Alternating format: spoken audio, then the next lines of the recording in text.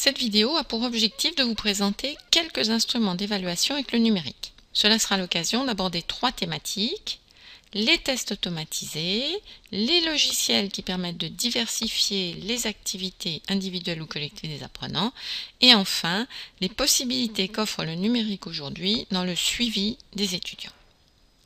Les tests automatisés sont utilisés pour plusieurs types d'évaluation et à tout moment. En début de formation, les questionnaires seront des instruments d'évaluation des prérequis des étudiants et permettent de définir un parcours de remédiation. En cours de formation, ce sera des tests formatifs en soutien aux apprentissages.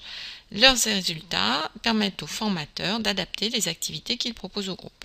Ils peuvent également être utilisés comme instrument de sondage pour faire émerger des représentations ou pour amener des personnes à réfléchir à une difficulté avant un cours ou en introduction à un exercice. Enfin, bien évidemment, ils sont utilisés pour l'évaluation sommative. Ils sont considérés comme fournissant une mesure plus objective que les évaluations faites par un humain. Par exemple, cet exercice de chimie issu de la base d'exercices libres WIMS. La rétroaction consiste en la comparaison entre la réponse donnée et la réponse attendue. Il existe aussi des tests adaptatifs qui présentent des questions de niveau donné en fonction des réponses fournies à l'exercice précédent. Les tests automatisés sont mutualisables et réutilisables. Par exemple, sur des plateformes de formation comme Moodle, les banques de questions peuvent être mises en commun pour l'ensemble des cours disponibles. On trouve des banques de questions dans des entrepôts développés au niveau national ou international par des institutions ou des associations. Alors, les tests automatisés permettent principalement de sonder l'acquisition de connaissances, la compréhension ou l'application de règles ou de méthodes. Le choix des modalités d'évaluation a un impact sur les modes d'apprentissage et donc sur l'apprentissage lui-même au travers de l'alignement pédagogique. Si on souhaite développer des compétences particulières, il est donc nécessaire de diversifier les activités. Et en particulier les compétences de haut niveau, comme la faculté d'analyse, de synthèse, la participation à un travail d'équipe, qui sont difficilement mesurables. Et seules des mises en situation permettent de les apprécier, et ce, d'autant plus que la situation proposée se rapproche d'une situation dite authentique.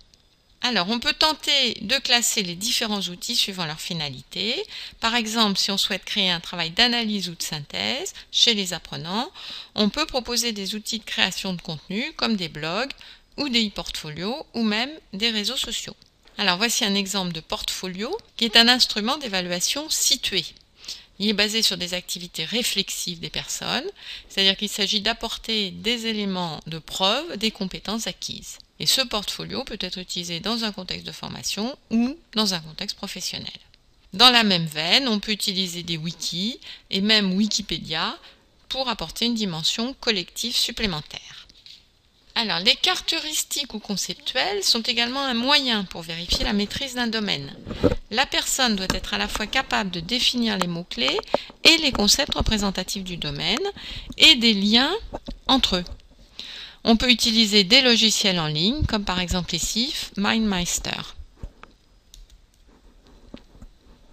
Et étant donné l'importance croissante des compétences en veille informationnelle, on peut utiliser aussi des services de marque-page en ligne, comme ici Diigo.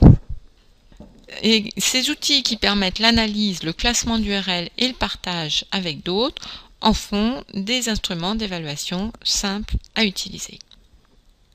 Nous attirons votre attention sur le fait que tous ces outils obligent le formateur à réfléchir en termes de critères de qualité observables.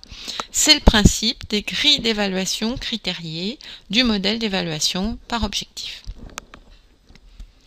Pour terminer ce rapide tour d'horizon, il nous semble qu'un apport très intéressant du numérique soit la possibilité d'enregistrer les traces des apprenants, que ce soit des traces de navigation ou des résultats de mesure, et la possibilité de les traiter.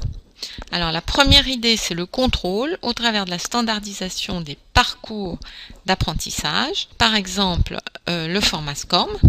Ce format qui a été créé pour améliorer l'interopérabilité des ressources, c'est-à-dire la possibilité d'utiliser la ressource sur n'importe quelle plateforme d'enseignement, inclut l'enregistrement des traces. Et l'enregistrement des traces permet non seulement de suivre l'individu, mais également d'analyser les résultats collectifs. Par exemple, sur Moodle, voici les résultats des étudiants sur un test, donc avec leur nom dans la colonne de gauche, et voici l'analyse statistique des résultats. Donc, en conclusion, il nous semble important, au-delà de l'intérêt de ces dispositifs, de s'interroger sur quelques points d'attention. L'évaluation en ligne engendre des contraintes de sécurité informatique et de continuité de service pour la fonction sommative, le choix des formats pour assurer la pérennité des ressources et leurs usages sur toutes les plateformes.